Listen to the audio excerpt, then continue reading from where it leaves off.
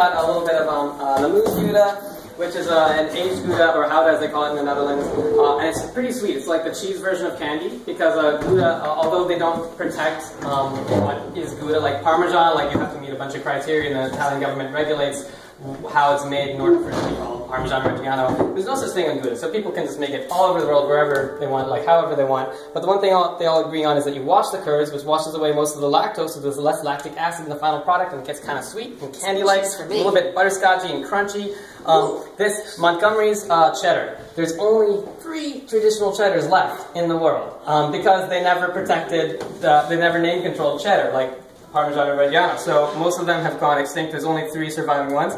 This is one of them. They're made in Somerset, England. He ages them about a year. He uses traditional pint starters, which means he doesn't use freeze-dried bacteria. He keeps a little piece of, like, a little container of milk, like in the corner of his farm, just always fermenting, and keeps using that. Like, if something were to happen to that, the cheese would be extinct. They would lose the bacteria. And there are horror stories from that happening to other cheesemakers.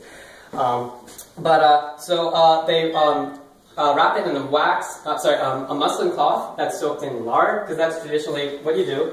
Another thing you might not want to know, but I'm going to tell you anyways, that it's a little bit of cheese mites that go on the outside, and that's how the cheeses are traditionally aged, so that the mites eat the lard, and then they let in flavors from the aging room, and you have to make sure you have just the right amount of mites, and all the cheesemakers' children like play with them, they build things out of them, and then they move to different locations, and then they gather them back up, and you have to make sure the mites are the right age. If they get too old, then cheese won't smell as good, but if they're too young and they don't eat enough, they have to have the right age. It's like crazy amount of work that goes into that. So that's a very good one, and he lets just a little bit of moisture evaporation out to get like a little bit of cracking, so some blue can invade in there. Sometimes you get like big streaks of blue in there. Listening to him like talk about the troubleshooting for getting just the right amount of moisture content to like allow a bit of blue in, it took him decades. He's still working on it. This is Noccetta di Capra. This is a double creme goat cheese from Lombardy. It's really velvety and silky, and you'll have a good time with it. This is Tessin di Castagna, which is a favorite of mine. This might not be legal in the country soon because of the FDA's overreaching bans on things. They're really worried about cheeses that are wrapped in leaves. Like they already banned Valdeon, which is a traditional Spanish blue cheese, wrapped in sycamore leaves. Now we can still get it, but instead of being wrapped in sycamore leaves and being very strong, it's a very mild cheese that's wrapped in foil with pictures of sycamore leaves on it. It's kind of, it's pretty unfortunate. So this one is chestnut leaves, and they're soaked in wine. It's a little bit sweet. It's really good. This is a what did they call it at DeBruno's? Oh my God, cheese.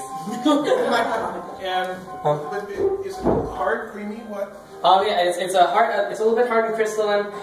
It's aged around, I think it's about 8 months. These ones I don't personally sell, so I don't have all the exact details on the age. But can we try those before we move on to the next? Yeah, okay, yeah, you can do one little set at a time. The Gouda should be what's that brick in the back? So yeah, this is the last one I was going to tell you. This is the Blue de Bufala, which is this is a buffalo milk blue cheese. One of the few buffalo milk cheeses other than buffalo mozzarella, mozzarella di bufala as they call it in Italy. We were very lucky to have it because when the Nazis were retreating through Naples, Italy, they slaughtered all the water buffalo.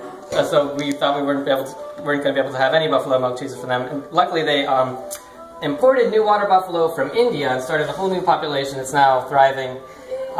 So we're lucky to have that. This is a new invention just in the last couple of decades. A couple of brothers are trying to see